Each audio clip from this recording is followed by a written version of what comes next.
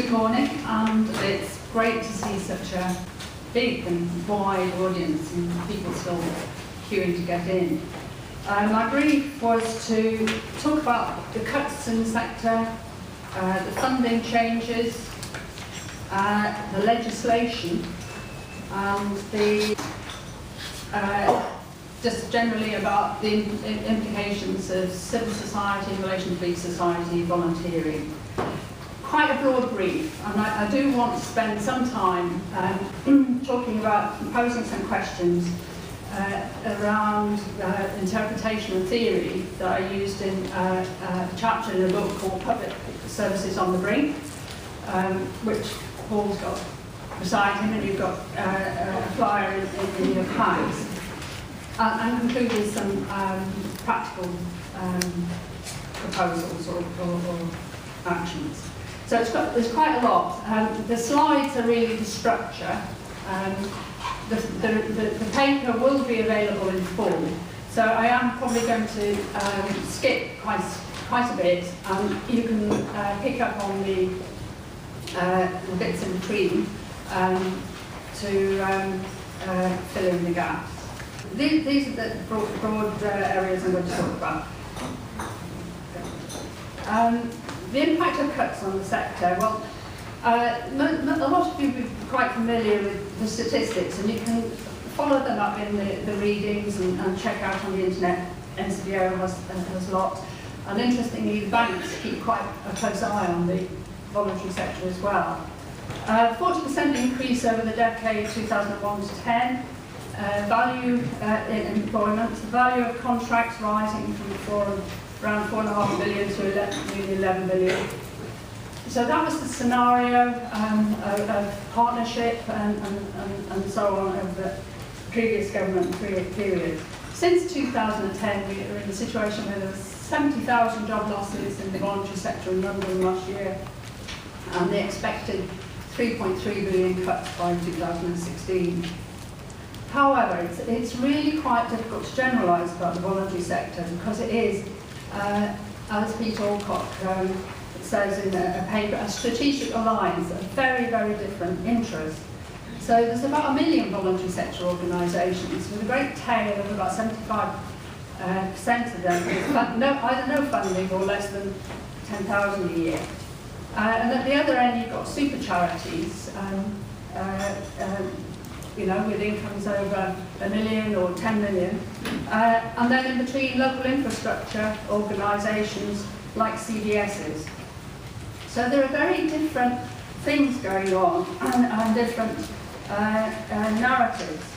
The dominant one at the moment is the Great Unsettling, and a lot of national infrastructure closures, such as the Black Minority Ethnic Body Voice for Change, which Roundtree funded and now is going to incubate. There are some mergers as well going on. At a local level, CDSs are clearly affected, but the extent varies enormously, depending on how local authorities have implemented cuts. And chatting to a couple of people in London, some have come through relatively unscathed, and they've built consortia to bid and so on. But the scenario for the future is actually very much more worrying in relation to NHS generating choice in commissioning and the withdrawal of grants and pushing small voluntary organisations to become social enterprises. So we'll come back to that in a minute. And then at the same time as all this, the sector has reported a growth of employment. And some of that relates to the fact that probably 6% of the sector's income is not related to government contracts. Some of it, who knows, we might speculate. And then finally, we should never forget that there's a world away from the world of contracts. And civil society, in many ways, is showing quite a lot of green shoots, encouragingly, a kind of revitalisation going on, like climate change campaigns, which bring together trade unions and community groups, and also the anti-cuts campaigns. Kendall talks about 3 types of groupings in the sector, which is a helpful way to stop thinking about the sector as a common entity, and also to, again, remember this key contribution to civil society, the under-the-radar groups. Funding, how is that changing? Well, quite a lot of change. The first is the partnerships that have taken place by some of the very big charities with, for example, Serco, around Bernardo's, NACRO, Catch 22 mentioned. Serco also won the contract for the National Citizen Service. Now, I've interviewed people in Serco. There are good people who have been 2P'd over in Serco, but we do have to stand back and look at these companies. And somebody I know was in a meeting with Serco, and they described it that quite openly. They said, we're not interested in the work. You do the work, we're interested in the finance. So there's something about the role of the corporates in relation to finance capital. And Serco, of course, recently won contracts to service US military weaponry.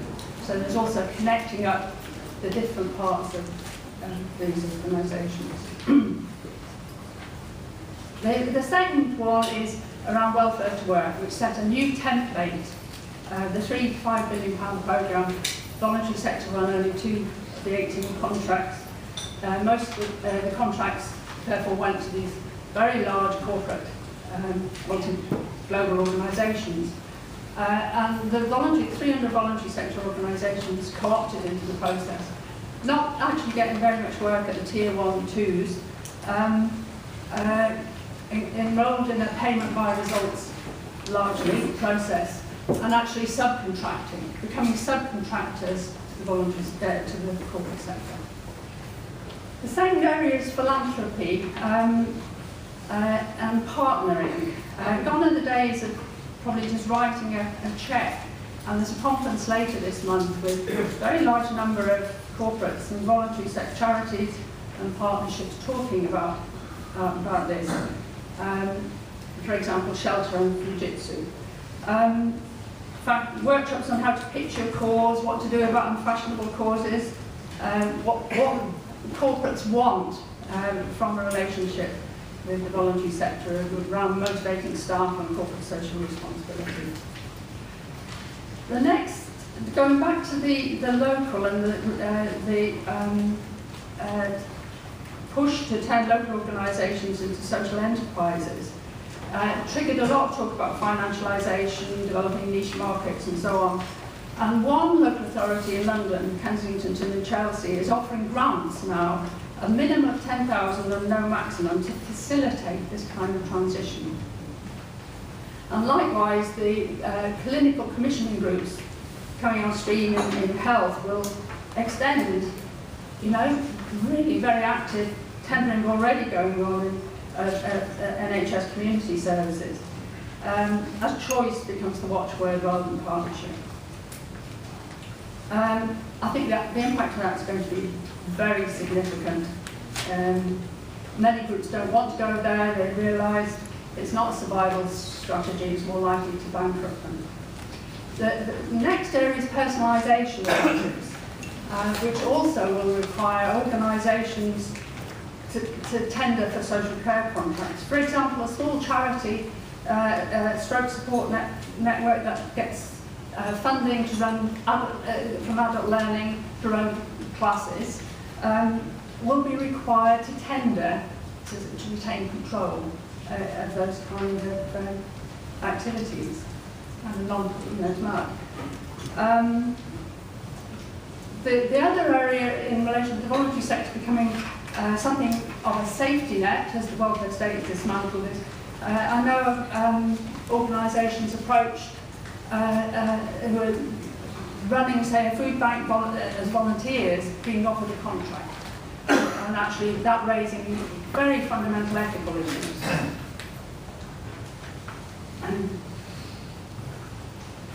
Legislation. Has the legislation brought it about? This very, very rapid change?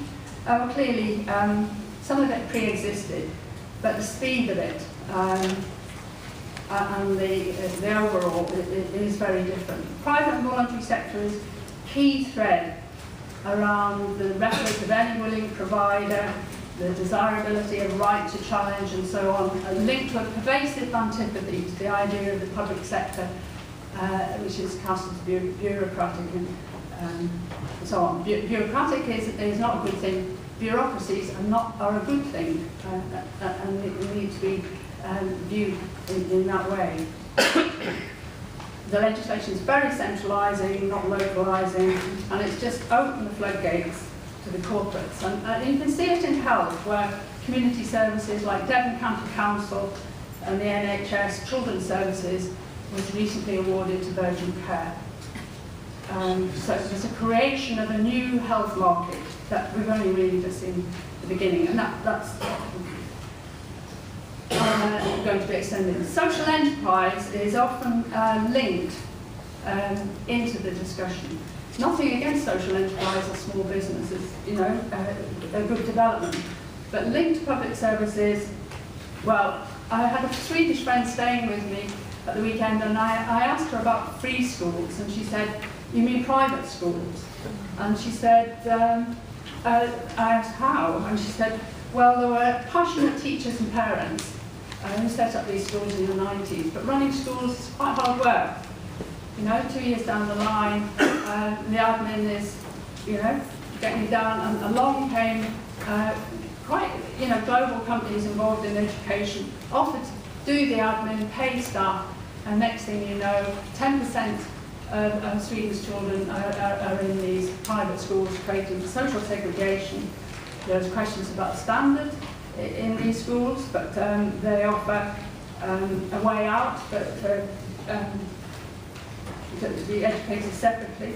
But Sweden's place in the international league table has slipped. So actually the government's concerned, and also concerned, that the money being generated by these schools is actually going out of the country.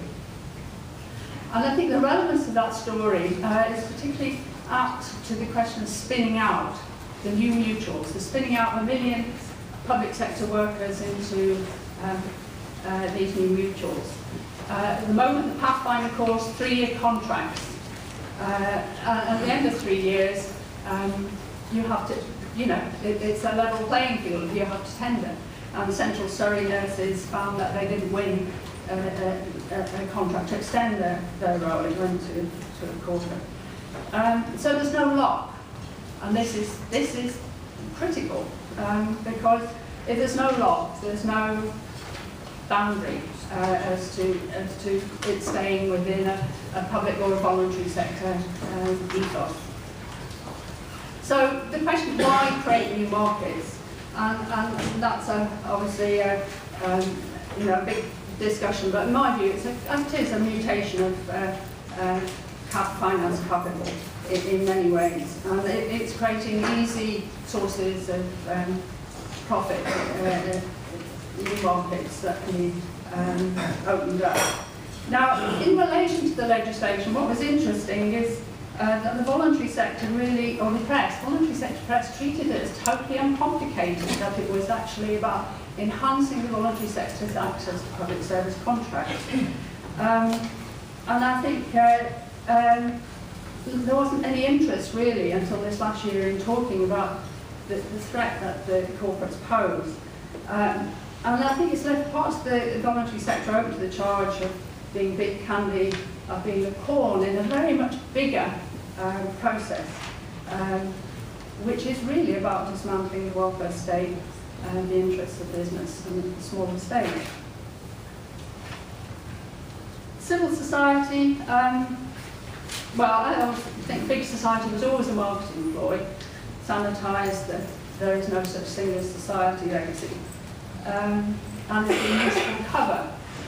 But it did resonate quite strongly in the voluntary sector, and we have to ask why. Maybe because people thought there was funding likely to flow, but I think whether by accident or design, it resonated in some way with anxieties about social fragmentation, about the need to reassert compassion and reciprocity, and so on.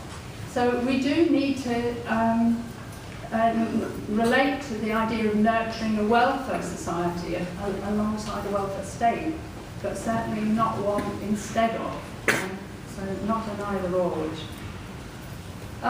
Volunteering, of course, has raised the promotion of volunteering has become a big issue, raising dilemmas as rights and entitlements seem to disappear overnight. And we need clear boundaries about the role of volunteers, avoiding substitution, but equally encouraging and enhancing the involvement of citizens in developing services and campaigns.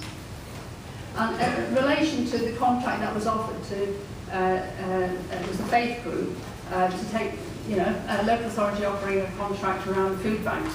They took the view this was, if they took it, they would be colluding in the very cause of the problem they were responding to. It was letting the state off the hook. Social movements. A civil society. Colin Crouch, who's somebody has a wonderfully titled book, The Strange Non-Death of Neoliberalism. He defines civil society really broadly, seeing power being concentrated in the central state and the corporate sector, and that everything beyond that pretty well falls into civil society. So a very broad field. And I think refocusing on the sense of the voluntary sector's role in civil society, not seeing it in terms of numbers or employed or organisations, but as part of a broader field that involves trade unions, political parties, etc., etc. And when contested ideas can be thought about and a voice find its voice in the political arena, the kind of shadow conversations in society. And as politics is ethics, and if you want to be good, you need a good society, which I think was Terry Eagleton drawing on Aristotle. Those were the four areas. There's a bit more detail in the paper, but just to kind of stand back, it's a bit like a Monet painting. You can see the detail close up. It's only when you stand back that you can see the bigger picture. And I think that's been really quite difficult. And just a couple of points. One was this idea of the three faces of power by Stephen Lewis, who's a political theorist. The first, power to act. Acting is not is the easiest in some ways, but also there are barriers to acting. Blocks, solidarity, needing shared mobilising fiction, managing the conflictual interdependence that often exists. The power to speak. Well, I think the voluntary sector was extraordinarily quiet, silent, when a lot of the legislation was going through Parliament. I know there were some groups and some things were being said, but overall, it had only really leapt into action in some media terms when the philanthropy tax issue arose. And in a sense, we need to move certain debates in the voluntary sector in shadow into the mainstream. Probably in some ways represented by the interest in this gathering. And then the final one is the power to think. We're in the middle of the eye of a storm, and it's very difficult, A, to think and to think ethically. But if we can't think, we're just being colonised by the hegemony of neoliberal ideas, loose sense of values. And as Kenneth Galbraith said, the people in Enron, in a book, the Economics of Innocent Fraud, he said the people in Enron didn't even know they were doing wrong. What they were doing was morally wrong. So it's very important that we think. In the book chapter, there's a lot of theories, ideas that I felt quite helpful to grappling with this notion of what is the difference between the public and private? Why are we in thinking terms where we're at? And we can't talk about it now, but just want to headline one particular strand, which was the idea that the public and private spheres, sectors are different. The public stroke voluntary sector, I should say, and private sectors are different moral spheres. And Jane Jacobs, 20 years ago, was saying you need both. You need the commercial and you need the guardians. But mix them and you get monstrous hybrids. And Paul Hoggart, somebody else whose work features quite a lot in the book, also argues it's different moral spheres. And he says organisations involved in the public purpose have two unique characteristics. One is the continuous contestation of public purposes, and secondly, how public institutions are a receptacle for containing social anxiety. And if that social anxiety isn't contained, it goes somewhere else. So Devon County Council and Virgin Care don't quite have the same capacity, I think, to contain social anxiety. And he emphasises that the government and the public sphere which support it is as much a site for the enactment of particular kinds of social relations as it is to the delivery of service. The talk is always about service delivery. But he says to commodify this relationship is to strip it of moral and of its ethical and moral meaning inherent in the concept of citizen, but marginal to the concept of consumer. Right, last slide. Some practical steps. I would say there's, in relation to thinking, there is the question, what happens if we're hollowed out? Although actually, some of the local authorities like Islington are pulling some services back in, and the leader of the Local Government Association, a Tory, has actually said outsourcing is not going to continue in the same level. The CBI came back immediately and demanded, an increased level. But it does, we have to think, well, what happens if the public sphere is hollowed out? And John at Newham and John Park have very interesting things to say, more a simple, nuanced reading of publicness that's being disassembled, but can be reassembled in different ways. So that's all in the chapter. Practical steps. Well, I think there's a lot of intelligence work goes on, but we need a central place that integrates a central intelligence unit about the corporates particularly, and maybe a traffic light system. Don't go there. Don't get into bed with these people. These are relatively okay. That sort of thing. I think we need a series of really, short, punchy pamphlets that raise questions.